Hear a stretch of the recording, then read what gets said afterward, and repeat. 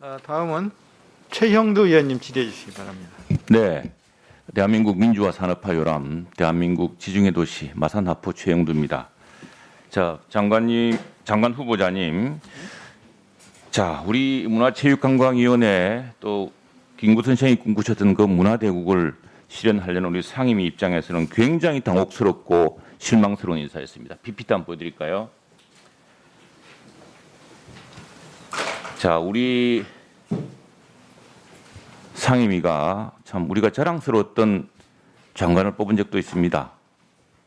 아, 우리나라도 세계 문화대국처럼 시인 출신을 문화부 장관을 뽑았던 적이 있습니다. 자, 다음요. 그리고 다른 장관들, 심지어 이전 정부 이명박 박근혜 정부 장관들 자랑스럽지는 않더라도 다 이해할 만했습니다. 다 문화체육계에 무슨 연구가 있거나 또 공적이 있는 사람들이었습니다. 지금 아마 민주당에서도 이해를 못할 겁니다. 이 인사에 대해서는. 문화체육관광부가 그렇게 아무나 돌려막기로 하면 되는 인사입니까? 다음 보십시오. 아마도 장관 후보자 스스로도 이해를 못했을 것 같아요. 보십시오. 이게 지금 청문 요청서입니다. 청문 요청서에 하시는 말씀이 없었는지 제일 적어요. 계획도 없고. 자, 그런데 청문 요청서에 장관께서 강조하신 것은 소통이었습니다. 다음 보여주실까요? 근데 정부 간, 국민 간 소통을 강조하신 분이 장관 후보자 되자마자 제일 먼저 한 일이 소셜미디어를 다 폐쇄한 것이었습니다. 이게 소통입니까? 다음요. 자, 그 다음 보십시오. 그래서 뉴스에 일제히 났습니다. 흔적 지우기. 그런데 이 불리한 것은 다 지우자. 이게 이제 이 정부의 새로운 소통 방식이 될 겁니까? 그런데 좀 겁주려면은 위법한 것도 공개하겠다. 후보자님은 추 장관 아들 당직 사병 사태 때 당직 사병 실명을 공개했죠. 그건 공익 제보자에 대한 신분을 공개하면은 위법입니다. 그런데 이 공익 제보, 공익을 위해서 위험을 무릅쓴 사람의 신분을 공개함으로써 입 다물게 하려고 했죠. 이게 소통입니까? 자, 동료 의원들 검태섭 의원이 자신의 헌법상의 양심에 따라서 특정한 법안에 대해서 기권을 했는데 사과를 요구했습니다. 이게 소통입니까? 그리고 보좌관, 조금 전에 말이 있었는데 그 보좌관이 주민들 커뮤니티 홈페이지에 들어가서 여론을 조작했습니다. 이게 소통입니까? 굉장히 무섭습니다. 저는 이 도대체 무슨 짓을 하려고 이런 장관 후보자를 추천했는지 걱정입니다. 그런데 아마도 정부가 바뀌거나 나라가 바뀌면 조금씩 세상이 나아져야죠. 여러분들이 그렇게 비판했던 정부도 이렇게는 안 했습니다. 이명박, 박근혜 정부 통틀어서 국회가 반대하는 사람을 국회에 반대해도 무릅쓰고 장관을 임명한 경우가 적었습니다. 근데 이 정부에서는 지금 벌써 그 두 정부를 합친 것보다 더 많게 국회가 뭐라고 하든 야당이 어떻게 반발하든 국민들이 어떻게 바라보든 그냥 장관 후보자 임명을 강행합니다. 아마 지금 우리 황희 후보자님 또 나오시면 29번째 장관을 무시한, 국회를 무시한, 국민을 무시한 장관이 될 겁니다.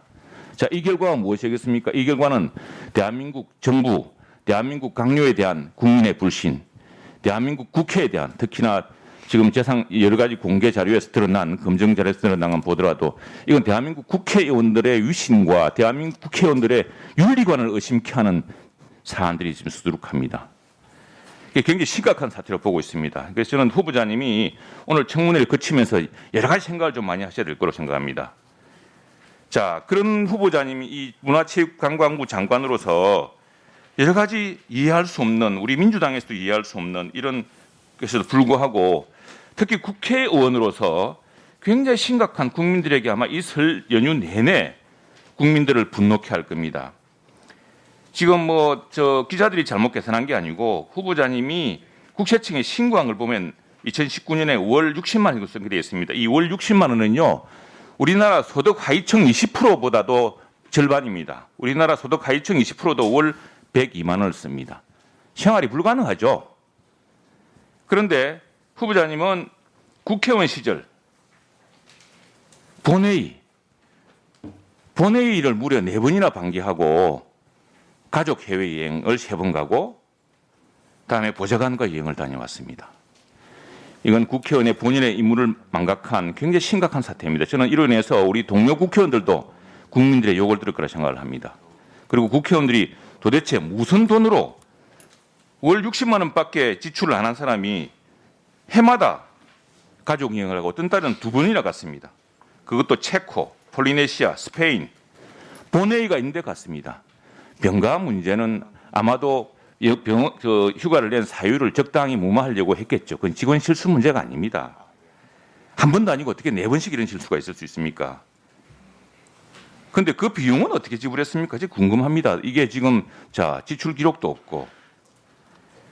그다음에 또 보좌진 9명과 스페인 출장까지 다녀왔습니다. 약 2,100만 원이 들었는데 그 돈은 또 어떻게 냈습니까? 이런 의혹들이 지금 하나 두 개가 아닙니다. 이걸 하면은 어떻게 우리 국회의원들이 국민들 앞에 고개를 들 수가 있습니까? 다 이렇게 다 똑같은 사람들이라 생각할 겁니다. 한겨레 신문조차도요. 굉장히 한겨레 경향신문조차도 굉장히 걱정스러워하고 있습니다. 제가 많이 제가 국민의힘 원내대변인이지만 그런 의견을 보기 위해서 저는 이 신문, 저 신문 다 봅니다. 보는데 그것도 걱정하고 있습니다. 2019년에 이 소득의 불균형 문제를 해명하기 위해서 한겨레 신문 보도를 보면은 소득세 신고 대상이 아닌 출판 기념회 등의 별도 수입이 있었다라고 응답했습니다. 출판 기념회 이거는 신고 안 하죠? 얼마 들어왔는지. 네, 그렇습니다. 정확히 얼마 들어왔습니까? 출판 기념회 때? 정확하게는 전체는 1억 2천만 원 정도고요. 거기에 이제 책값이랑 이제 행사비랑 해서 저희가 지출 비용으로 한 게 한 4, 5천만 원 되고요. 출판 기념회 나머지가- 외에도 다른 별도 수입이 있었습니까? 그렇지 않습니다. 그때 선관위가 옆에서 계속 촬영을 하고 있습니다.